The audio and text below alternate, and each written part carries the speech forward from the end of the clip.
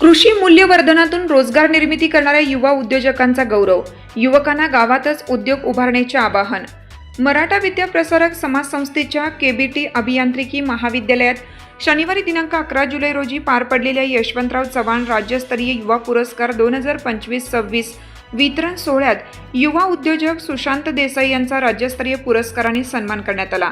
संस्थेचे सरचिटणीस ॲडव्होकेट नितीन बाबूराव ठाकरे यांच्या नेतृत्वाखाली आयोजित या सोहळ्यात खासदार तथा यशवंतराव चव्हाण सेंटरच्या कार्याध्यक्ष सुप्रिया सुळे यांच्या हस्ते पुरस्कार प्रदान करण्यात आला. यावेळी खासदार भास्कर भगरे यांची प्रमुख उपस्थिती होती. पशुपालन, शेती आणि कृषी मूल्यवर्धन क्षेत्रात गेल्या 10 वर्षापासून उल्लेखनीय कार्य करत ग्रामीण भागात रोजगाराच्या नव्या संधी निर्माण केल्याबद्दल देसाई यांच्या कार्याचा गौरव करण्यात आला. पुरस्कार स्वीकारल्यानंतर युवा उद्योजक सुशांत देसाई यांनी हा सन्मान आपल्या कार्याला नवी ऊर्जा देणार असल्याचे सांगितले.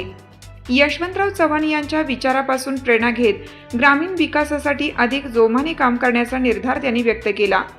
देसाई उद्योग समूहांतर्गत Shriram feeds, Sahyadri rice mill आणि महालक्ष्मी महिला गृहउद्योग या उपक्रमाद्वारे कृषी उत्पन्नांना मूल्यवर्धन देण्याबरोबरच ग्रामीण भागातील अनेक महिलांना रोजगार उपलब्ध करून देण्यात येत आहे.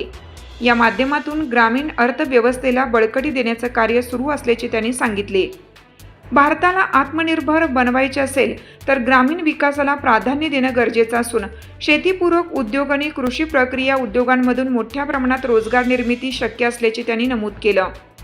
युवकांना संदेश देताना त्यांनी शहरामध्ये नोकरीच्या शोधात जाण्यापेक्षा गावात उपलब्ध संसाधनांचा उपयोग करून उद्योग उभारण्याचे आवाहन केलं. जिद्द, नियोजन आणि आधुनिक तंत्रज्ञानाच्या मदतीने ग्रामीण भागातही यशस्वी उद्योजक घडू शकतात असा विश्वास त्यांनी व्यक्त केला. यशामागे कुटुंबाचा मोलाचा वाटा असल्याचे सांगत शिक्षक असलेल्या वडिलांचे संस्कार, मार्गदर्शन आणि कुटुंबियांचा भक्कम पाठिंबा यामुळेच ही वाटचाल शक्य झाल्याची भावना यावेळी व्यक्त केली. खूप छान वाटते कारण माझा हा पहिलाच पुरस्कार आहे आणि त्यातल्या त्यात राज्यस्तरीय पुरस्कार मिळतोय. आणि विशेष म्हणजे उज्ज्वल महाराष्ट्राचे ज्यांनी काम केलं असे यशवंतराव चव्हाण साहेब यांच्या नावानं हा पुरस्कार मिळतो. त्यामुळे हे माझ्यासाठी खूप आयुष्यातील खूप महत्त्वाचा स्पेशल क्षण आहे. आपल्या माध्यमातून अनेकांना रोजगार निर्मिती देखील झाली आहे, त्याबद्दल काय सांगा? गेली 10 वर्षे मी पशुपालन, शेती व कृषी मूल्यवर्धन या क्षेत्रामध्ये काम करतोय. देसाई उद्योग समूहाच्या माध्यमातून मी कामाची सुरुवात केली होती. यामध्ये राईस मिल आहे, पशुखाद्याचं एक युनिट आहे श्रीराम फीड्स नावाचं, आणि महालक्ष्मी महिला गृहउद्योग हा नावाचा एक माझा व्यवसाय आहे.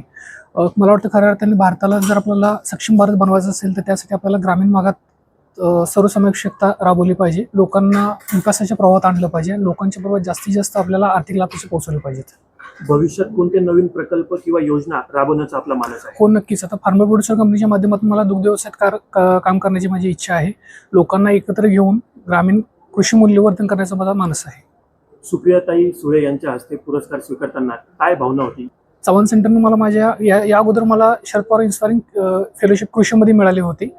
कृषी फेलोशिपच्या माध्यमातून मी माझं पशुखाद्याचं जे मॉडेल आहे ते बनवलं होतं. उत्पादनं मी घेतोय त्या माध्यमातून, आणि मार्गदर्शन मला कायमच चव्हाण सेंटरच्या माध्यमातूनच सुप्रियाताईंच्या बरोबर जवळचे खूप संबंध आहे. त्यामुळे त्यांच्या माध्यमातून मला नेहमीच सहकार्य लाभतं. आजच्या युवकांना स्वावलंबी होण्यासाठी आणि उद्योजकतेकडे वळण्यासाठी काय संदेश द्या?